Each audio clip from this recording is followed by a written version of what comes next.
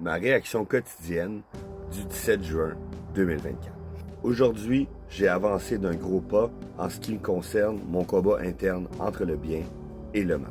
Vous le savez tous, je le dis constamment, je crois fermement que nous naissons neutres avec le bien et le mal en nous, la lumière et l'ombre, et que c'est à nous, à travers le cœur et l'action, de décider de l'empreinte que nous aurons sur cette terre. Cela étant dit, mon combat interne est à l'étape d'une grande bataille présentement et je pourrais dire que les soldats du mal ont reculé. Mon géniteur, celui qui m'a abandonné lorsque j'avais 4 ans, en vous évitant le reste de cette histoire finissant en dégoût total, cette personne à cause de qui je me suis détesté toute ma vie. Mais est-ce vraiment par sa faute?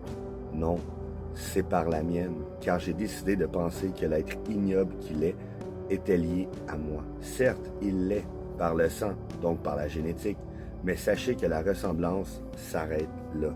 Est-ce du déni, ce très cher ami qui empêche tout être humain d'avancer? Non, pas cette fois, car aujourd'hui, et je l'ai exprimé en vidéo, j'ai compris. Oui, j'ai compris. Je ne suis pas lui.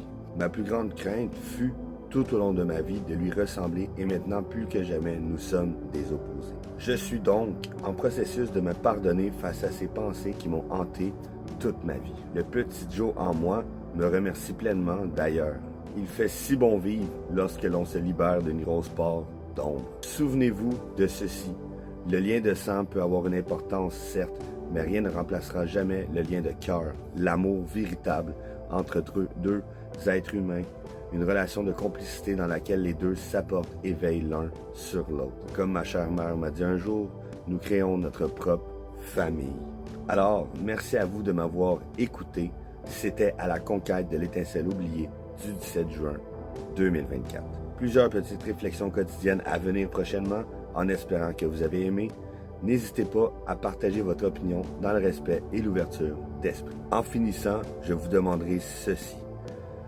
Et vous, quel combat menez-vous présentement et comment l'affrontez-vous? Force et respect à tous et surtout, let's go!